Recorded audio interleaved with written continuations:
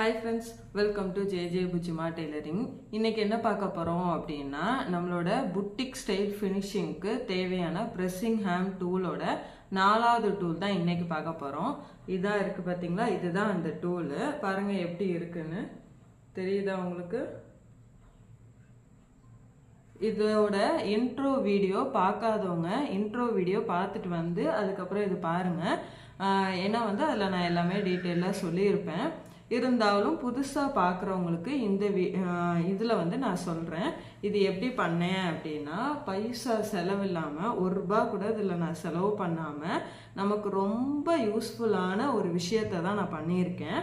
சரிங்களா? இதுதான் இந்த டூல் தான் என்னுடைய லிஸ்ட்டில் உள்ள 4வது டூலு.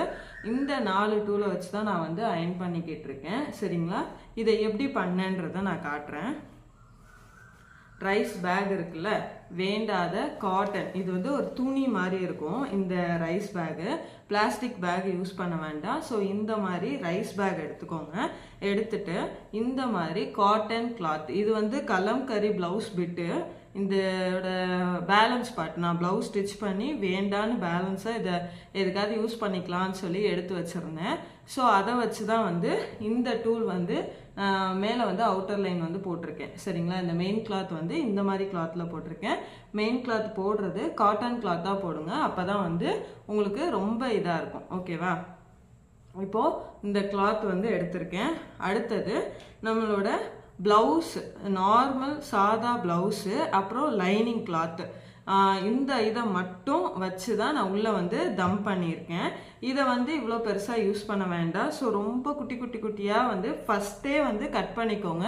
ஸ்டிச்சிங் ஸ்டார்ட் பண்ணுறதுக்கு முன்னாடியே நீங்கள் கட் பண்ணி எடுத்துக்கிட்டிங்கன்னா இந்த ப்ராசஸ் வந்து டக்குன்னு முடிஞ்சிடும். சரிங்களா? எதுக்கு இது வந்து டிப்பு தான். ஸோ எதுக்கு குட்டி குட்டியாக கட் பண்ண சொல்கிறேன்னா, இந்த ஷேப் இருக்கு இல்லையா, இந்த மாதிரி ஷேப்லலாம் வந்து அழகாக அந்த பீஸ் போய் உள்ளே உட்காந்துரும். இதே நம்ம பெருசாக போட்டிருந்தோம்னா அங்கங்கே கேப் விழுந்து ஒரு ஷேப்பே இருக்காது. சரிங்களா? இது வந்து எந்த அளவுக்கு நம்ம கிளாத்து தம் பண்ணுறோமோ அந்த அளவுக்கு இதோட ஷேப் வந்து நம்ம கரெக்டாக கிடைக்கும். இந்த ஷேப் கரெக்டாக கிடைச்சாலும் நம்மளோட ஃபினிஷிங்க்கு அயனிங்க்கு வந்து இது ரொம்ப யூஸ்ஃபுல்லாக இருக்கும். ஓகேவா? இப்போது இதோட யூஸ் வந்து இதை எப்படி யூஸ் பண்ணணுன்றதை நான் காட்டுறேன். அதுக்கப்புறம் இதோட பேட்டர்ன் ப்ளஸ் வந்து கட்டிங் ஸ்டிச்சிங் எல்லாம் கண்டினியூஸாக பாருங்கள். ஓகேவா? தேங்க்யூ. இப்போது நான் ஒரு ஷர்ட் எடுத்து காட்டுறேன். இது வந்து ஷர்ட்டில் வந்து யூஸ் பண்ணலாம்.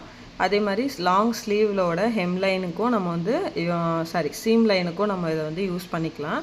சரிங்களா? இந்த மாதிரி நம்ம எடுத்துட்டு இப்போ வந்து இதை வந்து இப்படி மேலே வந்து வைக்கக்கூடாது. சரிங்களா? இது என்ன பண்ணணும்னா நம்ம வந்து கீழே வச்சிடணும். சரிங்களா? அயர்ன் பண்ணுற இப்படி, அதாவது நீங்கள் அயர்ன் பண்ணுறது இந்த மாதிரி இதுலேயும் நீங்கள் அயர்ன் பண்ணிக்கலாம். அப்படி இல்லைனா கீழே போட்டுட்டு நீங்கள் அதுக்கப்புறம் கூட அயர்ன் பண்ணிக்கலாம். இப்படி அயர்ன் பண்ணுறப்போ அந்த சீம் ஃபினிஷிங் அவ்வளோ அழகாக கிடைக்கும். இப்போது இதை எப்படி நம்ம கட் பண்ணி நான் இது பண்ணுறேன். நான் இவ்வளோ நேரம் வந்து உங்களுக்கு ஒரு கார்ட்போர்டில் வந்து பண்ணி காட்டினேன். இப்போ டைரெக்டாக நான் வந்து இந்த கிளாத்லேயே நான் வந்து கட் பண்ணி காட்டுறேன். இப்போ இந்த கிளாத், அதாவது இந்த ரைஸ் பேக்கை நான் நீல் வாக்கில் போட்டிருக்கேன். சரிங்களா? வித் வைஸ் போடாமல் லென்த் வைஸில் நான் வந்து போட்டிருக்கேன். போட்டுட்டு நீங்கள் வந்து பின் பண்ணிக்கோங்க. கண்டிப்பாக இது பின் பண்ணால் தான் உங்களுக்கு கரெக்டாக இருக்கும்.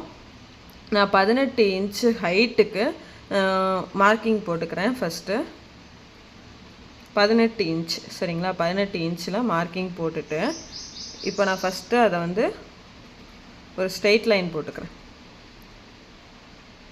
ஓகேவா?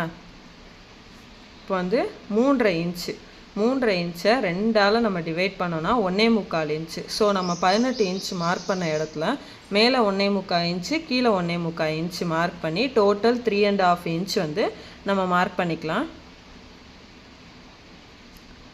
இதே மாதிரி சென்டர் பாயிண்ட்லேயும் ஒரு இடத்துல மார்க் பண்ணிக்கோங்க. ஏன்னா நம்ம கோடு போடுறப்போ லென்த் அதிகம் இல்லையா, நம்ம 12 இன்ச்சு ஸ்கேலில் கோடு போடுறப்போ நமக்கு லென்த் வந்து மாறக்கூடாதுல்ல. ஸோ வந்து அதனால தான் நான் 3ஆக வந்து கோடு போட்டிருக்கேன், மற்றபடி ஒன்றும் கிடையாது.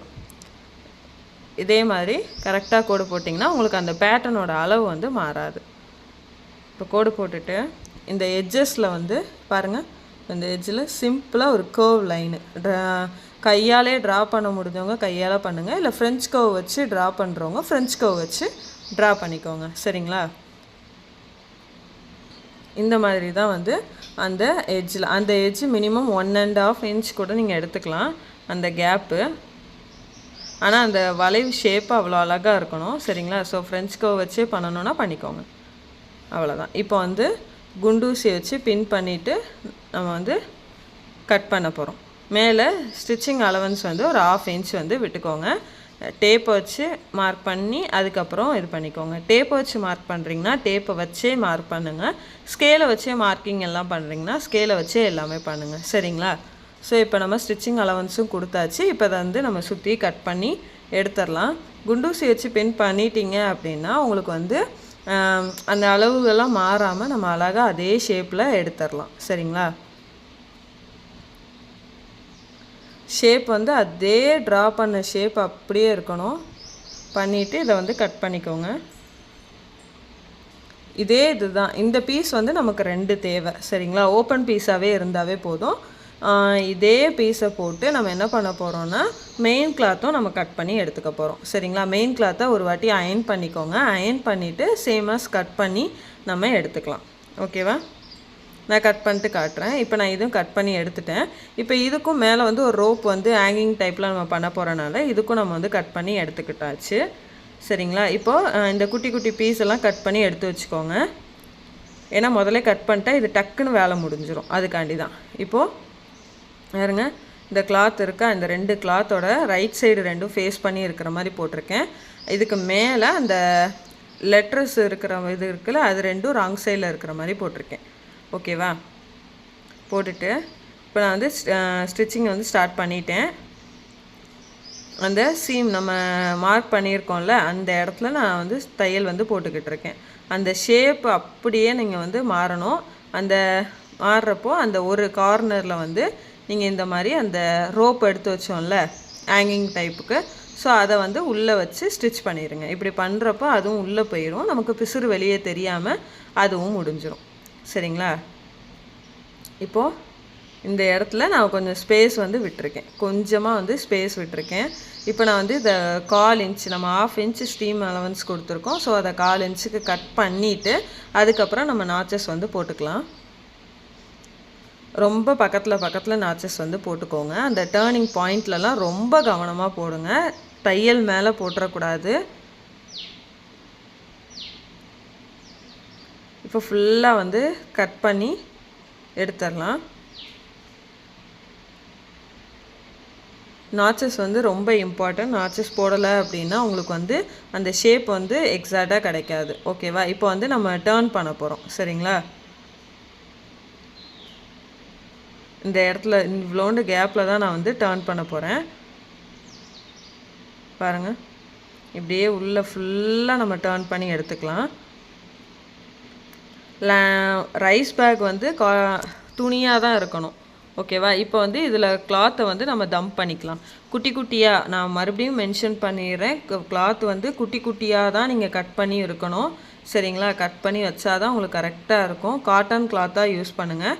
இப்போ நான் தம்ப் பண்ணி முடிச்சுட்டு காட்டுறேன். இப்போ ஃபுல்லாக வந்து நான் எடுத்துட்டேன். இப்போ இந்த இடத்தையும் நான் கையால் நார்மலாக நம்ம எப்படி தைப்போமோ அதே மாதிரி நான் தைச்சி எடுத்துக்கிறேன் சரிங்களா. அவ்வளோதான். நம்ம வந்து ஆல்மோஸ்ட் நம்மளோட ஸ்லீவ் பேட்டர்னையும் நம்ம வந்து கம்ப்ளீட் பண்ணியாச்சு. நான் இது வந்து அதிகமாக யூஸ் பண்ண மாட்டேன். அந்த 3 தான் நான் அதிகமாக யூஸ் பண்ணுறேன் இப்போலாம். ஸோ வந்து இருந்தாலும் இதுவும் மெயினாக நமக்கு தேவைப்படும் சரிங்களா. இந்த 4 டூல் இருந்தாவே போதும். நம்ம ஒரு புட்டிக் ஸ்டைல் ஃபினிஷிங் வந்து நம்ம கொடுத்துர்லாம் சரிங்களா. இது போக அந்த 3 அந்த வீடியோஸு கீழே லிங்க் கொடுக்குறேன் பாருங்கள். இந்த வீடியோ உங்களுக்கு பிடிச்சிருக்கும் நான் நம்புகிறேன். இந்த வீடியோ உங்களுக்கு பிடிச்சிருந்துச்சுன்னா லைக் பண்ணுங்கள், ஷேர் பண்ணுங்கள், கமெண்ட் பண்ணுங்கள். மறக்காமல் நம்ம ஜேஜே புஜுமா டெய்லரிங்கை சப்ஸ்கிரைப் பண்ணி சப்போர்ட் பண்ணுங்கள். தேங்க்யூ.